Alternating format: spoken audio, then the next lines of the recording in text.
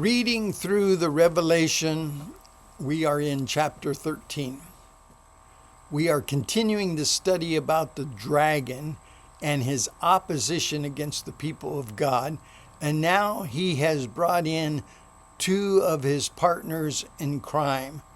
And so we will be reading about them in chapter 13. But just take note on a couple of things as we continue through reading through the Revelation. That from the beginning of Revelation to the last chapter, 22, this is one big letter about the vision that John saw that would encourage the suffering church of his day and our day. And as he writes it down in a scroll that will be sent to the churches. They will pass it around to encourage other churches, and we have it today in our Bibles to encourage us in our faith.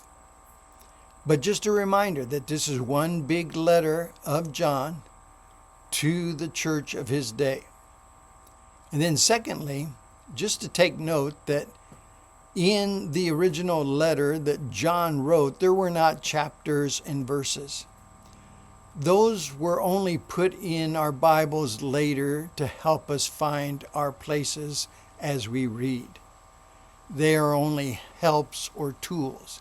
So there were no chapter breaks like chapter 12 and chapter 13. It was a continuous letter to the people of God suffering persecution in their day from the Roman Empire and the opposition that the church often felt. And this letter was sent to encourage them in the overall big battle between good and evil, and that Christ is victorious in the end. Hang in there, endure, and hang tough, for Christ is on the throne. Chapter 13, we start out with a beast, and the beast most likely is representative of the Roman Empire. The emperor was Domitian at this time, but the empire was often in opposition to the people of God, the church, the Christians of that day. Then I saw a beast rising up out of the sea. It had 7 heads and 10 horns and 10 crowns on its horns, and written on each head were names that blasphemed God. Remember, the Roman Emperor Domitian, the time John is writing this letter to the churches, he is encouraging people to worship him and call him Lord and God. Many Caesars did this throughout history. Many emperors did this. They wanted to be deified as a god, and they wanted to be worshipped. And so that's the blaspheme, most likely, that they are taking part in, this worship of the Roman emperor. The beast looked like a leopard, but it had the feet of a bear and the mouth of a lion, and the dragon gave the beast his own power and throne and great authority. So we in this chapter will find two beasts, the beast of the sea and the beast of the land. They are basically Satan's agents to harass God's people. This blaspheme literally means slandering or insulting God and his ways. Notice in chapter 13, verse 2, throne, a throne. There were actual temples erected for Emperor Domitian so that he could be worshipped, so that he could be honored and deified, and so that he could be called Lord and God. Let's look at verse 3. I saw that one of the heads of the beast seemed wounded beyond recovery, but the fatal wound was healed. The whole world marveled at this miracle and gave allegiance to the beast. Now here is this counterfeit trinity that we see with the dragon and the two beasts. And now they are desiring the allegiance of people, the worship of people. the honor, the praise of people. But for the Christ follower, our allegiance is to Christ and Christ alone. We cannot compromise our allegiance, our loyalty, our devotion. Verse 4, they worshipped the dragon for giving the beast such power, and they all worshipped the beast. And this is what Emperor Domitian wanted. He wanted to be worshipped and deified. Who is as great as the beast? They exclaimed. Who is able to fight against him? The power of the Roman government, the Roman Empire, was strong and often oppressed and persecuted God's people. Then the beast was allowed to speak great blasphemies against God, and he was given authority to do whatever he wanted for 42 months. And he spoke terrible words of blasphemy against God, slandering his name and his dwelling, that is, those who dwell in heaven. And the beast was allowed to wage war against God's holy people and to conquer them through putting them to death. And he was given authority to rule over every tribe and people and language and nation. And all the people who belonged to this world worshipped the beast. They are the ones whose names were not written in the book of life before the world was made, the book that belongs to the Lamb who was slaughtered. I want you to notice several things. First of all, the allegiance and the worship of the people toward the beast. That's what the emperors wanted. They wanted to be honored, worshipped as gods. But then notice another thing. In verses 5 through 8, there are words like allowed, was given. You remember in the book of Job how the devil was allowed to torment Job by God. And yet it was limited abuse of Job. God had limited the power of Satan. And so as he allows them, that speaks of God still on the throne.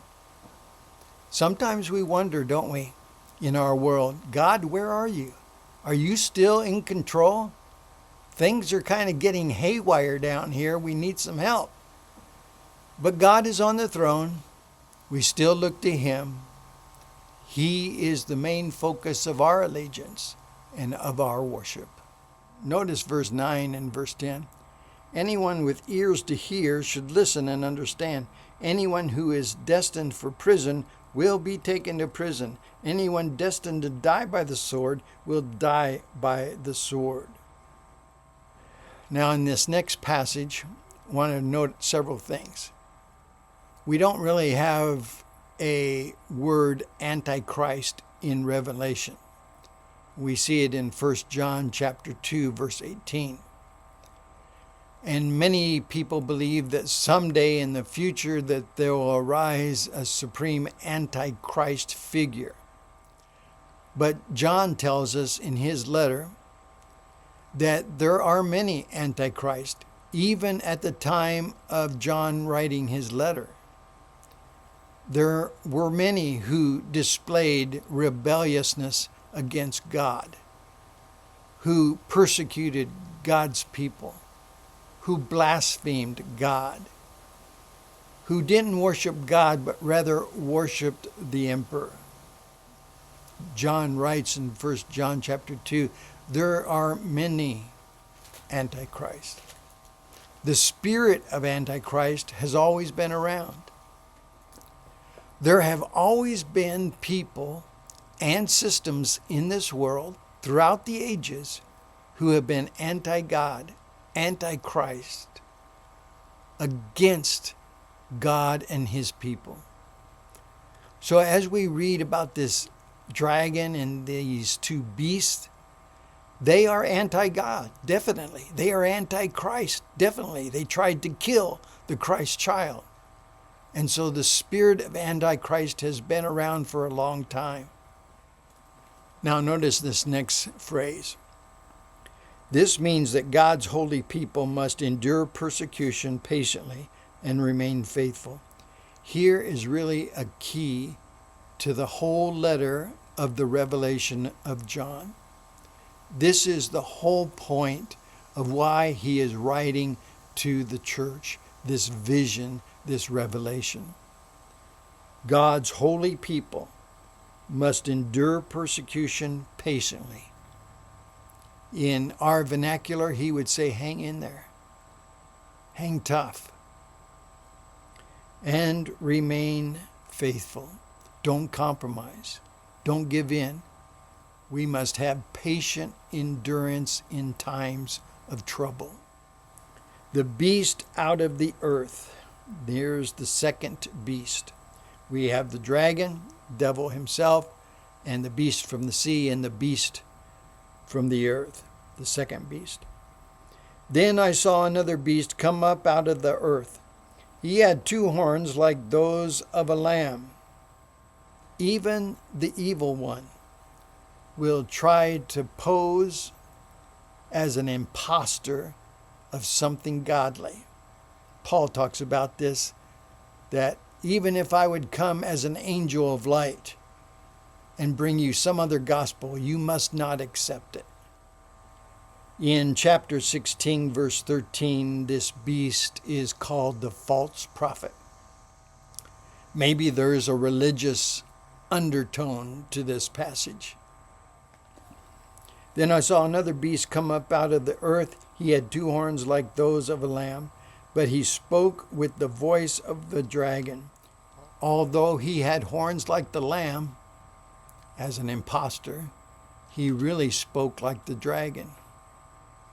He exercised all authority of the first beast, and he required all the earth and its people to worship the first beast whose fatal wound had been healed. He did astounding miracles, even making fire flash down to earth from the sky while everyone was watching. Here we have demonic deception at a high level, using all these special effects to attract the people's worship, to display all these wonders, these quote-unquote miracles, that people might bring them their allegiance and worship. Imposters, fakes, counterfeit Trinity. And with all the miracles he was allowed to perform on behalf of the first beast, he deceived all the people who belonged to this world. He ordered the people to make a great statue of the first beast, who was fatally wounded and then came back to life. He was then permitted to give life to this statue so that it could speak. Then the statue of the beast commanded that anyone refusing to worship it must die. This reminds us of the book of Daniel, doesn't it? When the statue was created and everyone must kneel down and pray to the statue. But Daniel and his godly compatriots said no way. They would rather suffer death than compromise their faith by bowing down to a false god. Here in this passage, with miracles and deceptions and special effects, they want to draw the people's worship away from God, away from Christ, away from the true Lamb of God, to this fake, counterfeit beast. People are still deceived by fakes posing as the real thing. That's what they're doing. They're trying to say, we deserve your worship, not Christ, not God. The emperors of the New Testament, like Nero and Domitian, wanting the worship of the people, desiring to be deified and called Lord and God, deceiving people, and posing as something that is real but really isn't, something that is eternal but really isn't, something that is deity but really isn't. Verse 15 tells the consequences. You either worship the impostor or be put to death. You know, there are Christians even still today in some countries that have to make that choice. Either recant their Christian faith or be put to death. The choice that was needing to be made by people in John's day, by the church in John's day, is, are we going to compromise toward paganism, toward the world, toward the political powers of the day, or are we going to have total allegiance and devotion to Jesus Christ? That's the choice all of us have to make. There are times of temptation, there are times of testing when we must make the choice. Am I going to compromise my values, my faith? Or am I going to remain loyal, no matter what the cost, to Jesus? Is my devotion deep enough to take me through the hard times of life? Verse 16. He required everyone, small and great, rich and poor, free and slave, to be given a mark on the right hand or on the forehead. And no one could buy or sell anything without that mark, which was either the name of the beast or the number representing his name. Wisdom is needed here, John tells us. Let the one with understanding solve the meaning of the number of the beast, for it is the number of a man. His number is 666. If you've never read the Revelation, if you don't know anything about the book of the Revelation, most likely you know about the mark of the beast and 666, right? Throughout ages, people have been trying to figure out what is the mark of the beast? What is the 666? Who is this that will deceive humanity into allegiance and worship? In the church of John's day, and we have noted this before, some Christians, if they did not compromise, if they kept true and faithful to Christ, they could suffer economic conditions that would be hurtful for them and their families. Maybe they couldn't find a job. Maybe they couldn't be a part of the trade guilds of the day.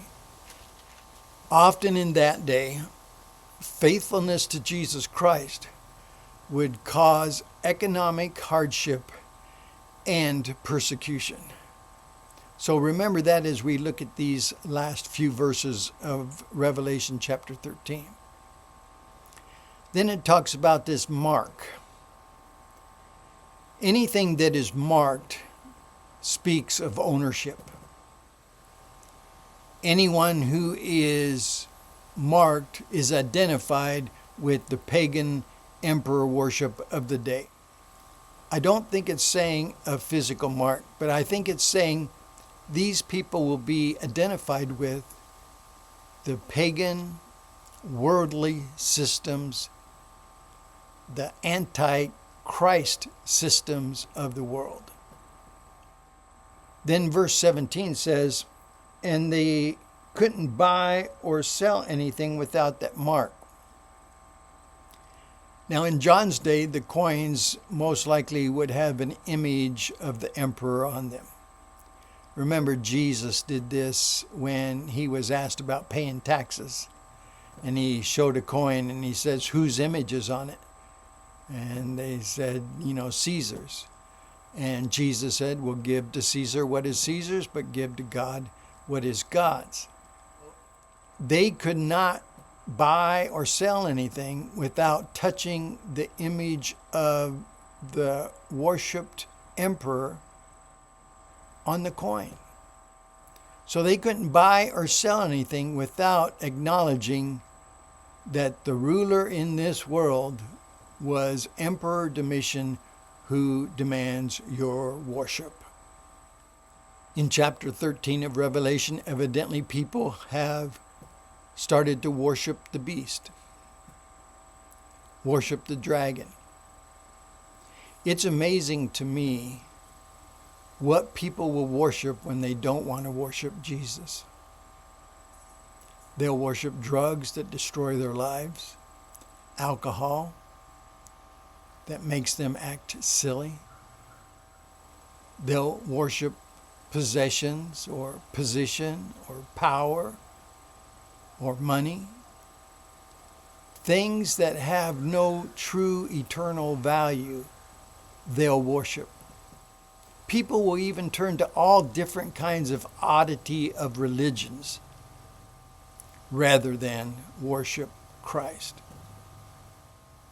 Why not turn to the one who knows you best, who has already came back from the dead? What's our greatest enemy in this life? Our greatest enemy is death. When death comes, it's over. There is only one person that I know of that has conquered death, and that's Christ. That's why I'm placing all my bets on him. He promises that we can have life here and life hereafter. When we get to Revelation chapter 14, we'll talk about allegiance to the Lamb. Revelation chapter 14. But here, before we talk about that, Revelation 13 says people will give their allegiance to something much less.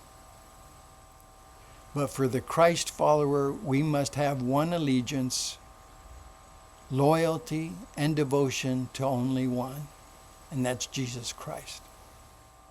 They identify with the beast so that they could enjoy the benefits of the Roman Empire without any of the hassle. We have seen the dragon and the two beasts, which is the counterfeit Trinity. They are expecting people to worship them, to give them their allegiance. A picture of the Roman Empire, the Roman emperor, especially Domitian. But now we come to the 666. Numbers, like you and I know it, the Arabic numbers, didn't really come around till the 13th century. So how would they use numbers or make numbers? Well, they would use their letters for numbers. And so that's why it says, if you could figure out the person that name adds up to 666, you know the beast. So who would this beast be? First of all, it says it's a man. And I think we take that with the 666. If 7 is the number of perfection or completeness, remember the 7 trumpets, complete judgment, the 7 bowls of wrath, God's complete wrath upon sinful humanity, the 7 seals, the complete judgment of God. If 7s are a sense of completeness, like the 7-fold Spirit of God, then the number of man is 6, which is incompleteness, imperfect. So they would take this lettering, which represented numbers, and they would add them up, and they would find out what it spelled or what it correlated to. Now, many people feel that it is a correlation to Caesar Nero. Now, Nero is probably already dead by now when we're reading this passage.